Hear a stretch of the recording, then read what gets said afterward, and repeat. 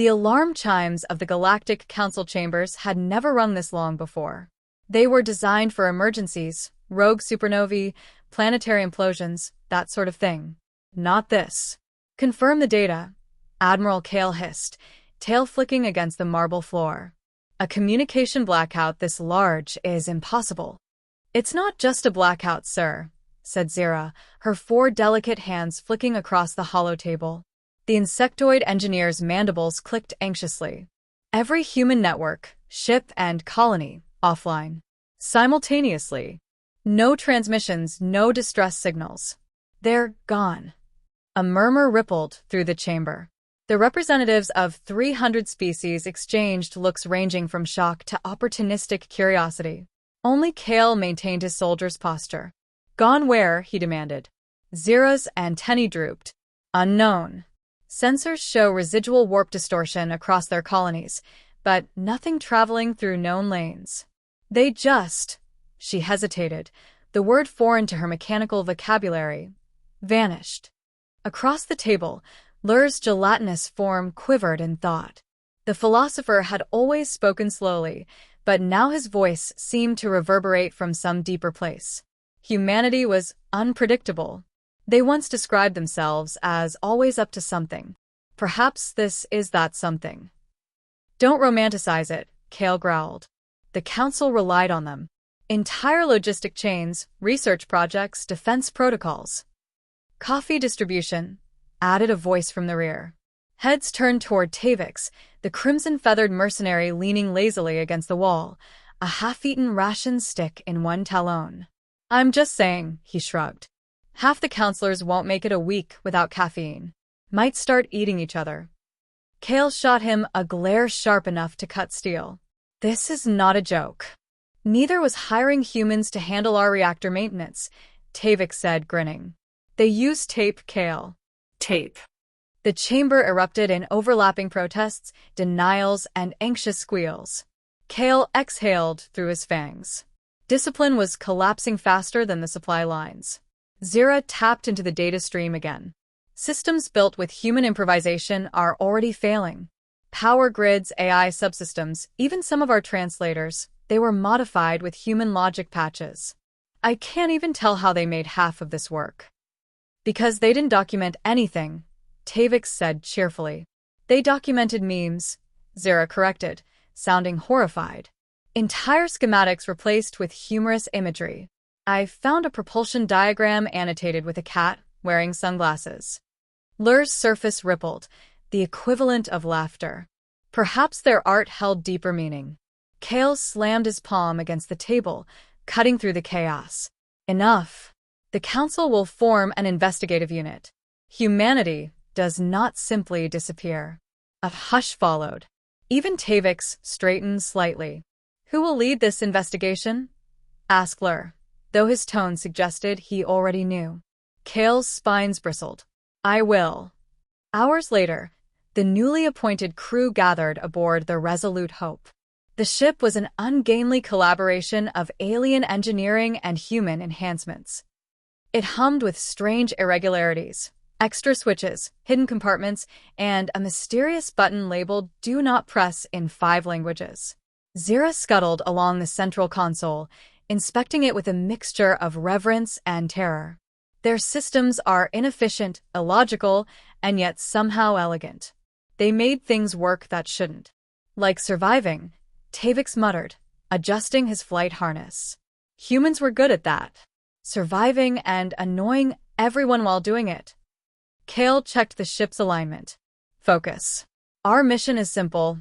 Locate the humans, restore contact, and assess any potential threat to Council stability. Define simple, Lur said mildly, his translucent form expanding to fill a seat. You mean to follow traces of a species that disobeyed every known law of probability? Kale ignored him. Zira, status? Engines are green. Well, mostly green. There's a subsystem called Spotify constantly demanding bandwidth. I've quarantined it. Good, Kale said, though he had no idea what that meant. Tavix's feathers twitched as he leaned over the console. You ever notice how quiet the comms are now? No background chatter, No humans arguing about pizza toppings or quantum ethics. It's eerie. Lur regarded him with one unblinking eye. You miss them. I miss getting paid to protect them from themselves. Tavix's grin faltered slightly. Didn't think they'd just vanish before they blew something else up. Kale looked out the viewport, where the stars stretched like silver threads. Set course for the soul frontier. We start at the beginning. The resolute Hope jumped through hyperspace, chasing whispers across the void.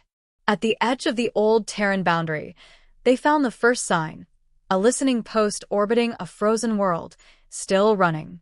Power levels stable. Doors sealed. No life signs. Kale led the team inside. The air smelled faintly of ozone and something sweetly artificial, coffee concentrate, months old. Lights flickered to life, as if expecting them. Zira moved to the control hub. Systems operational. Security logs show no breach. They shut everything down themselves. Why? Kale asked. Lur examined the walls, where humans had scrawled bright markings in every direction, phrases, jokes, equations, and drawings of improbable creatures. Because they always left messages, he murmured, even when no one was listening. One message pulsed faintly on a display. Back soon. Don't touch the coffee machine. Tavix burst out laughing. That's it? Whole species disappears, and that's their last will? But Zira's voice wavered. Admiral, there's more. She opened a final encrypted log. A grainy hologram flickered to life, a human woman in a navy jumpsuit, tired but smiling. This is Commander Elena Ruiz, Expedition Director. If you're seeing this, you're not human, which means it worked, or it didn't, depending on perspective. She glanced off screen. We're going dark to finish what we started. No rescue attempts. Not yet. Just remember, we adapt. Always. The image dissolved. Silence filled the room. Kale exhaled slowly. They planned this. An entire civilization doesn't vanish as a prank, Zira said softly. Tavix folded his wings. Then what were they finishing? Lur turned toward the viewport, where the stars seemed to shimmer unnaturally, as though winking in secret. Something none of us were invited to. Back aboard the Resolute Hope, Kale reviewed the data in grim silence. Humanity's absence wasn't a collapse, it was a decision. He opened a channel to the Council. This is Admiral Kale. We've confirmed coordinated withdrawal of human presence across all sectors. Purpose unknown. They left willingly. Orders, came the reply, static-laced. Kale's gaze lingered on the final line of Ruiz's message. We adapt. Always. He squared his shoulders. We follow their trail. Tavix leaned back in his seat, smirking. So, we're chasing ghosts now. Not ghosts, Kale said. Humans. Outside, hyperspace flared to life as the Resolute Hope leapt forward, following the fading fingerprints of a vanished species, one last echo lingering in the cosmic dark, daring the galaxy to catch up. The Resolute Hope emerged from hyperspace with a shudder, its hull protesting against the stress of another jump. The human modifications, enhancements, as Zira insisted, made the ship temperamental. Kale called it unreliable. Tavix called it personality. Navigation stabilized, Zira announced, brushing dust from her antennae. We've reached the perimeter of human exploration. Sector designation, Vaganal. Kale glanced at the readouts. The stars here looked dimmer, as if wary of observation. What were humans doing this far out? Same thing they did everywhere, Tavix said, leaning back in his seat. Poking things they shouldn't, then naming them after food. Breadstick Nebula, yes, Lur murmured, his voice resonant with irony. They sought meaning in absurdity. Perhaps it helped them survive. Kale ignored the comment. Scan for stations, distress beacons, anything human. A pause. Then Zira's mandibles clicked, picking up a signal. Weak, looping on an old Terran frequency. It's music.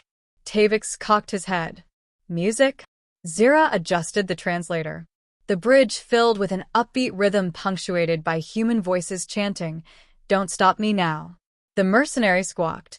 They left a karaoke track as a distress call? Lur rippled with amusement. Perhaps they knew who would come looking. Kale frowned. Trace it.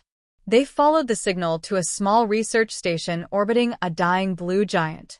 Its hull was half melted, half repaired with metal panels embossed with what looked suspiciously like pizza trays, Zira whispered. They used pizza trays for heat shielding. Tavix whistled. Ingenious. Stupid. But ingenious. Kale's claws tapped the console. Docking clamps ready. Keep your weapons primed. Inside, the station was silent except for the soft hum of emergency power. Dust floated like ghostly mist. The corridors bore the same cryptic human graffiti, jokes, doodles, fragments of poetry. If lost, feed the plants, Lur read aloud. Their humor endures beyond their presence. Admirable. Kale activated his visor. Focus. Any sign of life? Negative, Zira replied, crouching beside a terminal. But this system's been running for decades on backup power. Human engineering defies decay. She accessed the last data archive. A hologram flickered to life, a cluttered lab, laughter echoing through static. Humans in worn uniforms were crowded around a console. A woman's voice spoke. Project Horizon test log, entry 3012. We're pushing into the interdimensional layers today. If this works, the Varen swarm won't find us, or anyone really. The recording froze on the woman's smile. Kale's spine stiffened. Varen swarm. I've heard that name in classified archives. Lur pulsed with curiosity. Extinct, I thought. A hive mind that devoured civilizations millennia ago. Apparently not, Kale said grimly. Tavix raised a brow ridge. So, the humans picked a fight with ancient cosmic locusts and vanished. Sounds like them. Zira studied the data logs, her voice quiet. It wasn't a fight. They found something the swarm wanted, something they didn't dare let the galaxy see. Instead of surrendering, they hid. An entire species hiding? Kale muttered. Impossible. Not for humans, Lur said softly. They were masters of disappearing in plain sight. The next clue came unexpectedly. Admiral, Zira said, I'm detecting faint hyperspace distortions near the system's edge. Similar to the readings from Sol Sector. Someone or something used a massive displacement field. Coordinates. Transmitting. The Resolute Hope leapt into the dark again. Their next destination was stranger still, a ring of shattered asteroids fused together by melted alloys. From afar, it looked like a broken crown. The scanners identified traces of human DNA, but no living presence. They maneuvered into the ring's heart. In its center floated a small beacon, glowing weakly. Kale opened a channel. Static answered, then a distorted voice. If you're hearing this, the door's open. Bring light. Coordinates encoded in the signal, Zira confirmed. They lead beyond mapped space. Kale folded his arms. That's suicide. Tavix grinned. Yeah. Which means it's definitely human. Lur regarded Kale quietly. You fear chasing them will pull us into their chaos. I fear we'll find out why they left, Kale admitted. And that it wasn't their choice. The silence that followed was heavy. Even the hum of the engines seemed uncertain. Plot the course, Kale ordered finally. We finish what they started.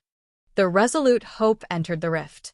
The stars disappeared, replaced by a kaleidoscope of fractured light, colors folding into each other like liquid glass. The ship groaned as reality stretched thin. Dimensional instability, Zira shouted over the alarms. Multiple gravitational vectors. None consistent. Translation. Tavix demanded. We're flying through impossible geometry. Just like a human to build a shortcut through chaos, Kale muttered, gripping the helm. The view ahead resolved into something vast, a field of derelict ships, human and alien alike, drifting in silent formation. Each vessel bore the same mark, a white spiral painted across the hull. The spiral, Lur murmured. A human symbol for progress, or maybe for madness. Hard to tell. They navigated closer. One ship flickered with residual power, a human freighter named Dauntless Stream. Docking was perilous, but Zira managed it with steady precision. Inside, everything was eerily preserved. Tables still held half-played games, mugs of fossilized coffee, paper notes pinned with tape. Kale examined a wall of scribbles. Calculations mixed with song lyrics. That is human logic, Lur said. Emotion woven with mathematics. Tavix pried open a sealed locker. Inside, a hollow disc labeled for whoever comes after. The recording played. A young human engineer appeared, eyes bright despite exhaustion. If you're hearing this, we did it. We built the bridge. The swarm can't reach us now. The others are waiting beyond the fold. If your friends follow. If your enemies don't bother. You won't like what we've become. The image flickered out. Zira's voice trembled. They transcended physical space. They're not gone, they moved. Kale's mind raced. Moved where? Into the fold, Lur said, his tone reverent. Into possibility itself. Alarms blared before Kale could respond. External sensors flared red. Multiple contacts, Zira reported. Unknown configuration, closing fast. Through the viewport, shadowy vessels emerged, their hulls alive with pulsing veins of dark metal. They were neither mechanical nor organic, something between. Tavix drew his sidearm. The Varen swarm. Kale's claws flexed. Battle stations. If humanity fought these things, we'll do the same. Zira struggled at the controls. Weapons online, but their signals jamming our targeting. Lur's surface rippled, glowing faintly. Perhaps we don't fight as they did. We adapt as they taught us. Kale hesitated, then nodded. Ideas? Human radio frequencies, Lur suggested. Broadcast something irrational. Their minds can't process chaos. Tavix grinned fairly. I've got just the thing. He slammed the console, releasing a full-power transmission of the song they'd found earlier. Don't stop me now. The swarm ships wavered, their formations dissolving as if confused by the sound. The resolute hope drifted at the rim of reality. Beyond the viewport stretched an expanse that wasn't space so much as a suggestion of it, light folded into spirals, time shimmering like water. This is where their trail ends, Zira whispered. No coordinates, no signals. Just this. Kale studied the readings. They were nonsense, numbers looping back on themselves, spatial coordinates that spelled words in human languages. Here be dragons. Typical. Engines holding, he asked. Barely, Zira said. Every second we stay here, the laws of physics argue about what they mean. Tavix leaned back in his chair, talons tapping the armrest. Then maybe we shouldn't stay. No, Kale said. They built something here. I can feel it. Lur turned from the viewport, his fluid form flickering with faint light. Feelings, Admiral? You're becoming very human. Kale ignored the jibe. Scan for structures. Zira hesitated. You won't like it. The display filled with a slowly rotating lattice of energy, massive, complex, and alive with impossible geometry. It resembled a web spun between the stars, its strands glowing with captured starlight. The arc spire, Zira breathed. It's beautiful. Kale narrowed his eyes. It's a fortress. Approaching the arc spire was like flying into a dream. Gravity flexed and twisted. Colors bled into sound. The ship's sensors screamed warnings, but Zira's hands moved in calm, methodical gestures, matching rhythm to distortion. How are you doing that? Tavix asked, watching the engineer coax the ship through living space. I'm not sure, she said, antennae twitching. Human control systems run on instinctive feedback. They designed it to feel like intuition. Lur hummed softly. Machines that speak emotion, very human. When the ship finally broke through the distortion, the structure unfolded before them, a vast spiral of interlocking ships, stations, and city fragments, fused into one titanic entity. Every piece bore human markings, slogans, flags, graffiti, murals. One phrase repeated across a dozen surfaces. We build what we need. Kale stared, awe briefly eclipsing caution. They turn their entire civilization into this. Zira nodded slowly. They didn't flee the swarm. They became something new. Before Kale could respond, the comms hissed to life. "Come closer," a voice said. "Not human, not machine, but both.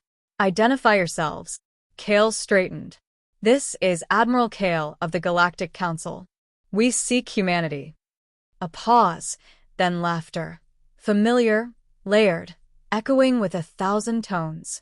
"You've found them. Or what's left." The transmission cut. The docking sequence began, without consent. Magnetic fields gripped the resolute Hope and drew it toward a vast opening in the Arc-Spire's surface. "Not a fan of being pulled in by mysterious forces," Tavix muttered, checking his weapon. "Stand ready," Kale ordered. "If this is a trap, then we've already sprung it," Lur finished. The hangar they entered was enormous, lit by shifting auroras. No crew greeted them, yet every light flickered in response to their movement, as if the station itself were watching. "Life signs?" Kale asked. Zira shook her head. "None. But the systems are active, self-maintaining, adaptive. Almost organic." Lur's voice was hushed. Perhaps humanity did not vanish. They merged. A tremor rolled through the deck. The walls rippled, forming into smooth surfaces that reflected distorted images of the crew. Then the reflections spoke. "Welcome, friends," said 1,000 mirrored faces, human and not. "You've come far." Kale's hand went to his weapon instinctively. "Who are you?" "We are what remains of humanity," the reflection said. "And what we became to survive." Zira stepped forward, awestruck. An uploaded consciousness matrix. They integrated their minds into the Arc-Spire. Tavix frowned. "So they're in there? All of them?" "Not all," the voices said. "Some chose to sleep. Others evolved. The swarm demanded bodies. We chose thought." Kale's voice hardened. "The swarm is still active. You could have warned us." The reflections smiled sadly. "We tried." The signal was laughter, songs, dreams. "You did not understand." Lur tilted his head. "Why bring us here, then?" "Because the swarm has found the fold," they said. "Our sanctuary will not hold forever. You are the first to reach us. Perhaps the last." Kale's pulse quickened. "Then help us fight." The mirrored faces looked almost human in their pity. "We cannot fight as we once did." "But you can." "You carry what we left behind, the will to improvise." The hangar darkened, the reflections fading. "Go to the core. There, you'll find what we built for the next generation." The floor opened, revealing a spiral ramp descending into the heart of the Arc-Spire. They descended through shifting corridors, walls alive with pulses of light. Fragments of human memory whispered in the air, laughter, arguments, fragments of music. Tavix shivered. "Feels like walking through someone's head." "Thousands of them," Zira murmured, "all dreaming the same dream." At the core waited a sphere the size of a city, suspended in a web of golden filaments. Inside, stars flickered, miniature suns swirling in perfect orbit. "What is this?" Kale asked. Zira's voice trembled. "A contained universe. They built a world inside the fold." Lur floated closer, transfixed. A second home. A new canvas. As they watched, a holographic figure materialized above the sphere, a human woman, serene and bright-eyed. "Commander Elena Ruiz," Kale breathed. Her image smiled. "If you're seeing this, the swarm is near, and the Arc-Spire's barrier weakens. This is our legacy, a world born of adaptation. Inside are our children, and perhaps yours, waiting for a universe ready to change with them." She looked directly at them, eyes alive with conviction. "You asked why we left. The answer is simple. Survival was never enough. We wanted to create." The projection faded. Silence lingered. Then the entire Arc-Spire trembled violently. Zira's console flared with alerts. "The swarm. They've followed our trail, through the fold." Kale drew his weapon instinctively, though it would be useless here. "Can the Arc-Spire defend itself?" "Not anymore," Zira said. Power diverted to sustain the inner world. Lur's voice was calm, almost peaceful. Then perhaps our role is clear. Kale looked to him. Explain. Lur's form shimmered, light refracting through his translucent body. We cannot replace humanity, but we can echo them, adapt as they did. Tavix cracked his knuckles. You mean do something crazy? Yes, Lur said. Something wonderfully, impossibly human. Kale's jaw tightened. Suggestions? Zero pointed at the containment controls. If we reroute the Arcspire's power through the fold interface, we might collapse the local dimensional bridge, trap the swarm on the wrong side.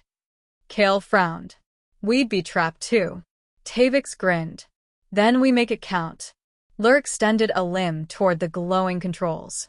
Humanity built this place to transcend fear. Let's honor that. Kale hesitated only a moment before nodding. Do it. Energy surged through the Arcspire, light blooming across its impossible structure.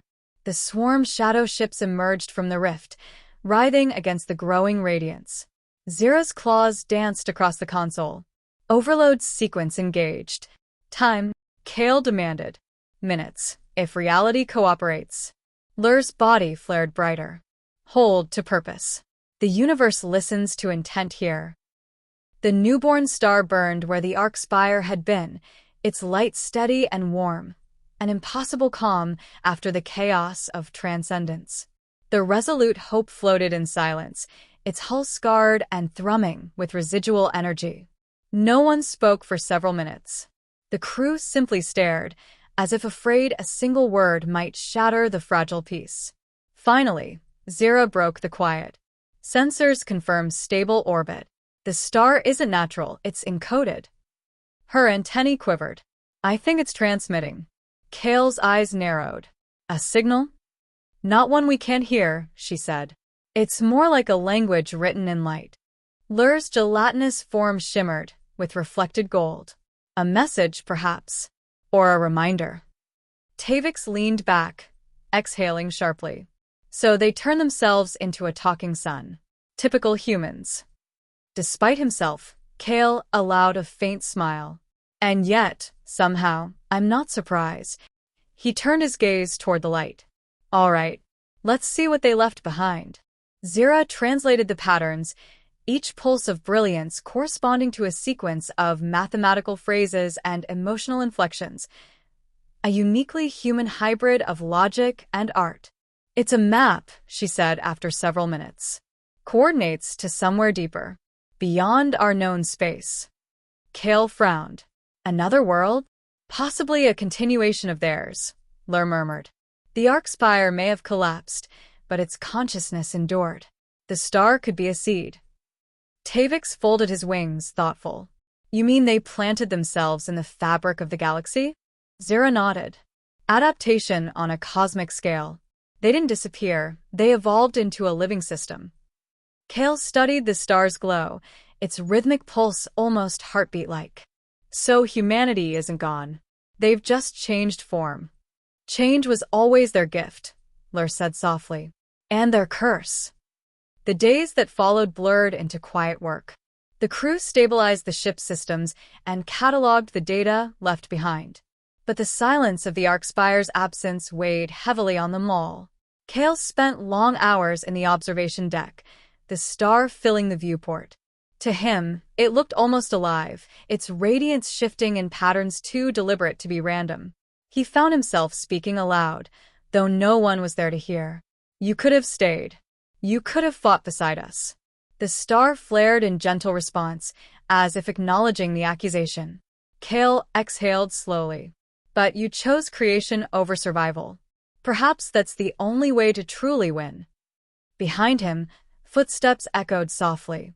Zera approached, clutching a data pad. Admiral, I've been studying the Arcspire's residual code. I think they left an invitation. Kale turned. Explain. It's not coordinates exactly. It's a pattern, something meant to be understood, not just followed. As if they want us to think like them before we can find them. Lur's voice resonated from the doorway. To adapt as they did. Kale looked between them. And if we fail? Zira smiled faintly. Then, at least we'll fail doing something extraordinary. The Galactic Council summoned Kale's report weeks later.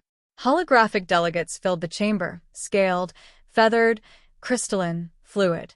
Each represented a species now struggling to define itself in the wake of humanity's absence and rebirth. Kale stood before them, posture rigid. The Arc Spire no longer exists, but its legacy endures.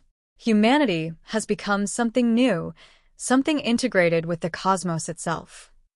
Murmurs rippled through the chamber. A serpentine delegate coiled forward. You mean they've become gods? Kale shook his head.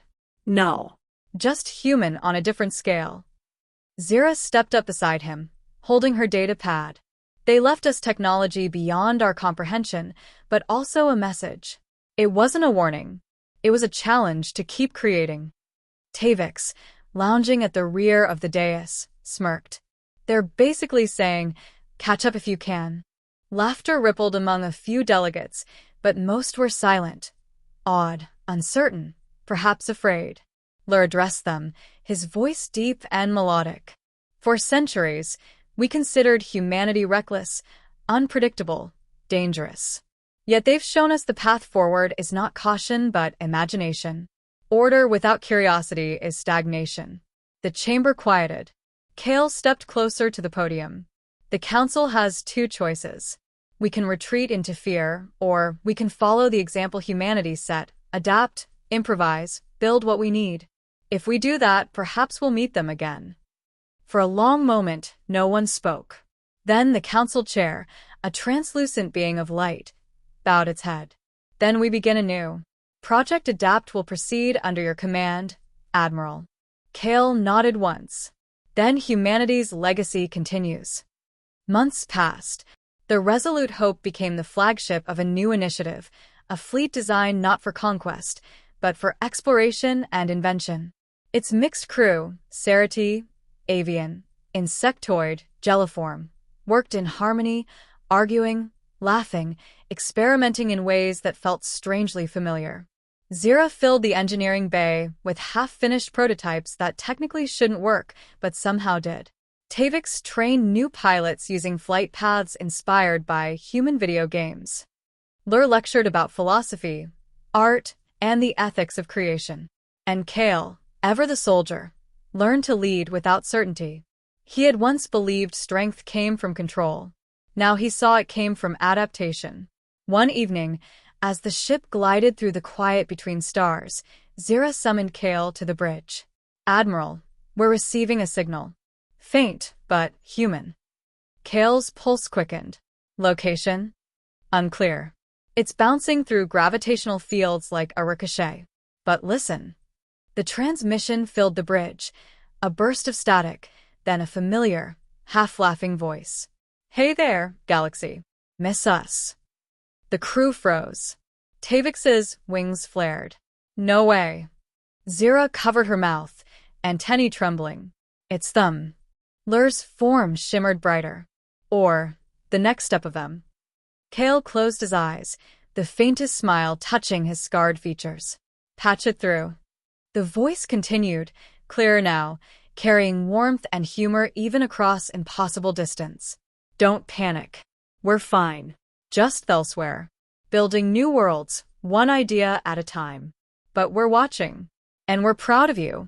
Keep going. Then the message ended. For a long time, no one spoke. The hum of the engines filled the silence like a heartbeat. Finally, Tavix said, well, that's one way to send a postcard. Zira laughed softly. Typical humans vanish, save the galaxy, and then act like they just stepped out for coffee. Lur's voice was gentle. Perhaps they never left. Perhaps they're the dream that keeps creation alive. Kale looked out at the stars, where the encoded light of the newborn sun still pulsed faintly, a rhythm almost like a song. Then we'll keep answering that dream, he said, until we find them again. He placed a hand on the console, feeling the hum of the ship beneath him, alive with the improbable harmony of alien engineering and human chaos. Set course, he ordered. Anywhere we haven't been yet. Zira grinned. That's most of it. Then we've got work to do, Kale said. Outside, The stars seemed to shimmer in approval. The resolute Hope turned toward the uncharted horizon, its engines roaring to life. For a moment, the newborn star flared brighter, casting a trail of light across the void, like a hand raised in farewell. Or perhaps in welcome.